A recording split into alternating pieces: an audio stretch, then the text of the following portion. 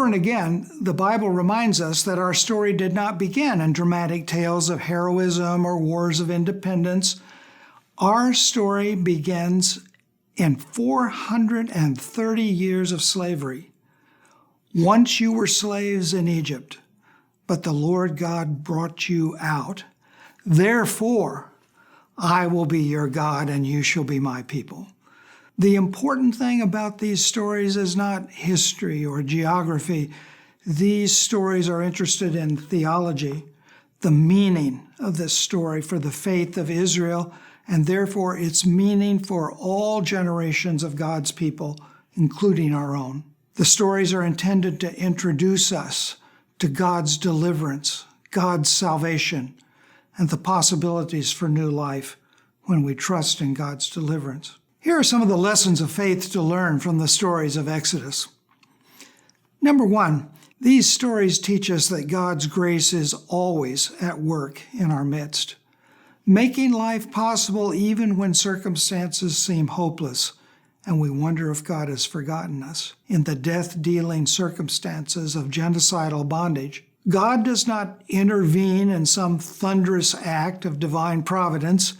Instead, God's grace plays itself out through 5 relatively anonymous women, Shiphrah and Puah, the midwives of Israel, who defy the Pharaoh's orders to kill all male children at birth. The mother and the sister of Moses, who save him from the Pharaoh's order. But finally, the Pharaoh's own daughter, a princess, takes Moses in as her own in defiance of her father's orders. God remembers those in distress, and Exodus is a story that reveals to us who God is and how God enlists us into the divine work of deliverance. Exodus 3 is the story of Moses' encounter with God in the burning bush. This is the God of the ancestors, the God who remembers us. Before we have any story to remember, God remembers. And in Exodus 3, verse 7, what I think is one of the most important verses in the entire Old Testament, we learn some new things about God in the biblical story. Let me read that verse for you. Then the Lord said, I have seen the affliction of my people. I have heard their cries because of their taskmasters. Indeed, I know their sufferings, and I have come down to deliver them. A brief verse, maybe even a familiar one, but in the 4 verbs of this verse, we learn an enormous new portrait of what God is and what God does in the salvation story. First of all, God sees and hears, and what God sees and hears are affliction and cries of pain, not cries of prayer. They don't even know the name of God to pray to. They simply cry out and God hears and God sees. But the 3rd verb may be the most revolutionary here. It says God knows their suffering. Now, in biblical Hebrew, the verb to know is broader in meaning than our ordinary verb to know. It does not mean cognition, that knowledge in the head that we generally think of when we talk about knowing. In Hebrew, to know is to experience what is known. So it's actually saying that God participates in our suffering. God knows our suffering. God experiences our suffering with us. And this is the beginning of a theme in the story of God's salvation that ends in the cross when God in Jesus Christ fully knows the pain of human suffering. The 4th verb, God doesn't just settle for sharing our experience of suffering. God has come down to deliver, to open a path to the future, to make a difference possible, to make life possible where only death seemed possible. But God does enlist Moses and us as leaders. God enlists human partners in the divine work of deliverance and salvation. God says, I've always thought this was a little bit humorous. God says, I have come down to deliver you, but you, Moses, shall go to the Pharaoh. And Moses tries to object. He actually objects 5 times, including he says he doesn't even know God's name. But God patiently equips him, says, well, I'll reveal my name to you, the divine name Yahweh, rooted in the verb to be. God is the source of our very being, and this is the God who goes with Moses. And Moses finally accepts his challenge and goes to confront the Pharaoh. But a third thing we learn about the Exodus story is that it's a salvation story. And that may seem obvious. There are actually 2 Hebrew verbs that mean to save or deliver or to liberate, and they appear frequently throughout the entire first 15 chapters of Exodus. But we need to be clear.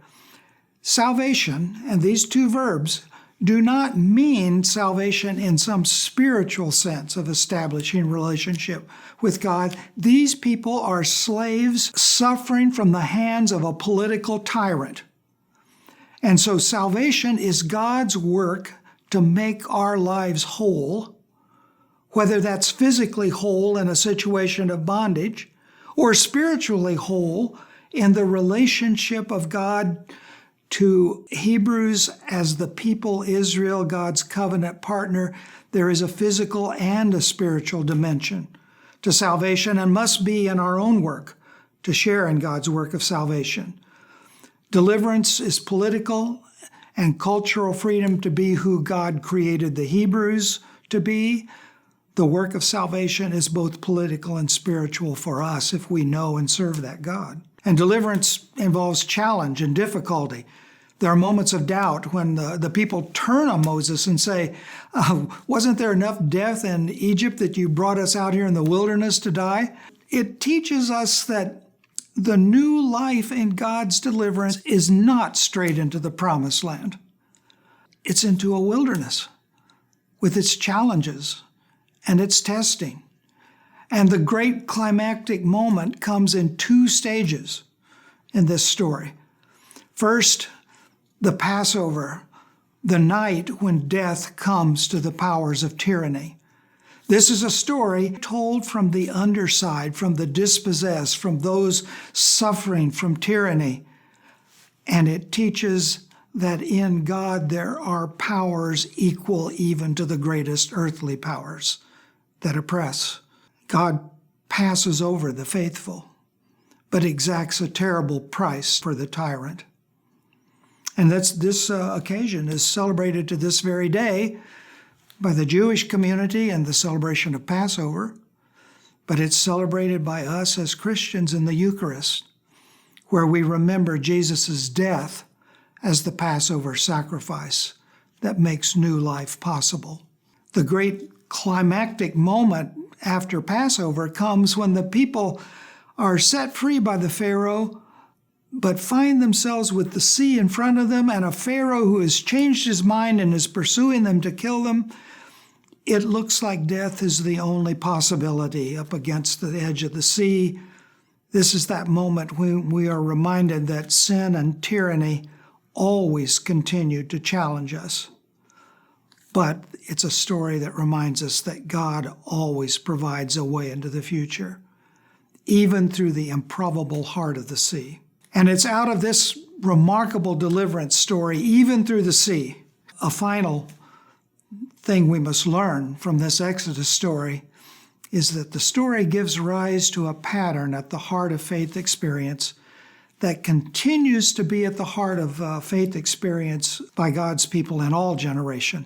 This is not just a story of ancient times, but becomes the story of every generation, even our own. It's a pattern that begins with situations of despair. We all have our ways of coming up to the edge of the sea, those times when we can see no way into the future, where we feel like death and hopelessness and grief have grasped us, and there is no way that we can go forward. And in those situations of distress, we cry out. We express our despair and our grief, our pain. But in this pattern of Exodus faith, unexpected deliverance always opens up away from God into a future, not always the one we expected or wanted, but a path into the future from that moment. And when we receive that gift of unexpected deliverance, the proper response is thanksgiving and praise. And Moses and Miriam dance and sing on the other side of the sea in Exodus 15. It's very important to understand that knowing of this pattern of God's salvation, God's deliverance, doesn't mean that people of faith always get what they wish for in those moments of crisis, those moments up against the sea. Often, God's way into the future comes in unexpected ways. This can be both personal and corporate. I can share with you a very personal story that I clearly, in my own experience, was up against the edge of the sea, feeling enclosed by forces of grief and hopelessness, when my first daughter, at the age of 3 years old, died of leukemia. I thought the world had ended. But I had to learn in that moment, and I was helped in that moment by being surrounded by a community of faith witnesses. I was helped to give thanks for her life, even as brief as it was. She died at the age of 3. I had to learn that her life was more important than her death, and that my life and its continuing possibilities was more important than that moment of death.